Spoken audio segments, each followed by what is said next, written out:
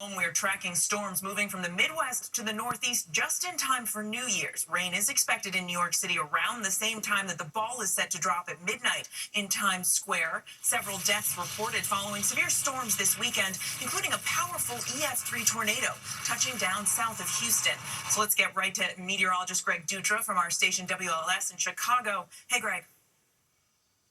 Mary, it is another abnormally warm day here in New York City, and that can only mean one thing as our next coast-to-coast storm makes its way in, rainfall. So let's track that rain as the storm system makes its way out of the upper Midwest. It will remain all rain through Chicago, switching to some snow south of Interstate 80, and then remaining some rainfall here south of Interstate 90 as it makes its way into the Northeast, and a soggy Times Square ahead at dinner time, but there is hope that rain could slow to a drizzle as the ball drops in New York. And don't count out the cold air that's locked up behind this system, because when the system makes its way finally all the way through, those winds turn to the north and east, and that is snow, lake effect snow. Tug Hill Plateau could get up to 2 feet of snow, up to a foot just south of Buffalo too, and a reminder that it is indeed wintertime, a cold shot of air with wind chills sub-zero in the Midwest and highs only in the 30s in the Northeast after that. Mary? A potentially soggy and cold start to the new year for so many, Greg. Thank you.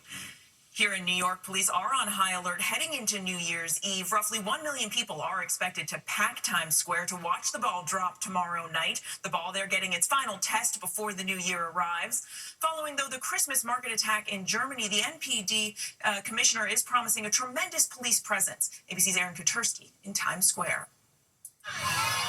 Tonight, with 1 million people ready to ring in 2025 in Times Square, the New York Police Department is positioning to keep them safe. The public can expect to see a tremendous amount of police resources deployed throughout the area and across the city. That includes thousands of officers, bomb-sniffing dogs, and drones.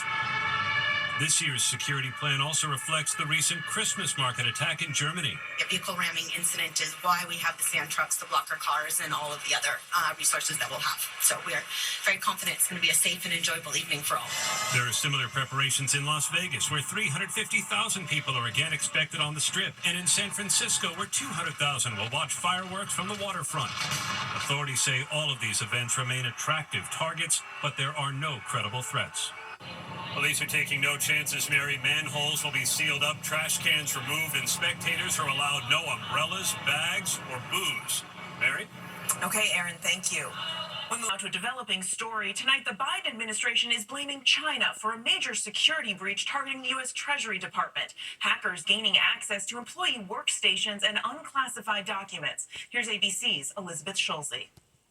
Tonight, the Treasury Department notifying Congress it was targeted by Chinese state-sponsored hackers in a major security breach. The department says it learned earlier this month hackers were able to infiltrate a third-party software provider, remotely log into Treasury employees' workstations, and gain access to unclassified documents. The Biden administration warning just days ago about China's threat to the telecom sector. The reality is that China is targeting critical infrastructure in the United States.